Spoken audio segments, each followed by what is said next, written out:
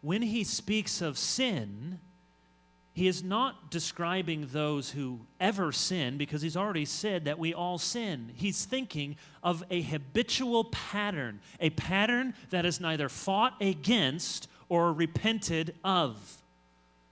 Calvin describes these people as those who indulge themselves in the liberty of sinning, those who have, quote, a deliberative purpose to sin or a continued course in sin.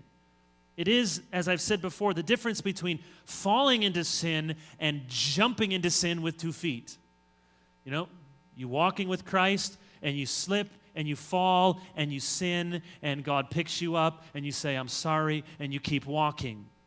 There's that, and then there's, sin. Sin. And I'm going to jump into sin, and I love sin, and now I'm going to start swimming in sin and enjoying this sin and embracing it, and it's who I am, it's what I do, it's what I practice. See, John is combating 2 sides of the same heresy. We've been calling this heresy the proto-Gnostic heresy, some kind of precursor to this Gnosticism which ravaged the church, especially in the 2nd century. So these false teachers, as best as we can tell, are saying, look, we have this gnosis. Gnosis is the Greek word for knowledge. We have this knowledge. We know the truth. We're in the light. Therefore, we don't have to be bothered by sin.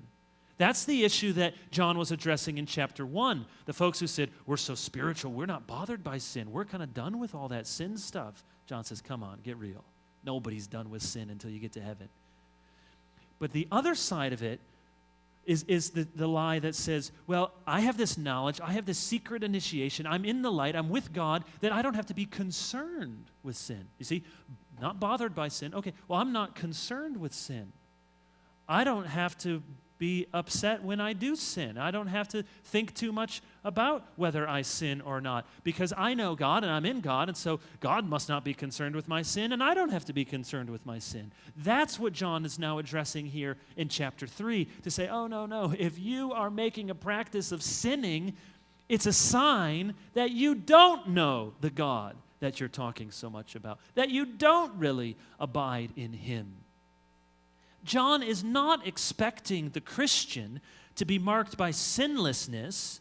He does expect the Christian to be marked by a growing consistency and a widespread integrity. What John has in mind is not the absolute impossibility of ever sinning, but the utter incongruity of sin with the Christian identity. See, no one is without sin. We see that here, except for Christ. Christians will sin. We will stumble. We will repent. We will walk. We will get back up and follow Christ. What he's saying is true Christians never give up on righteousness and never give themselves finally and fully over to sin.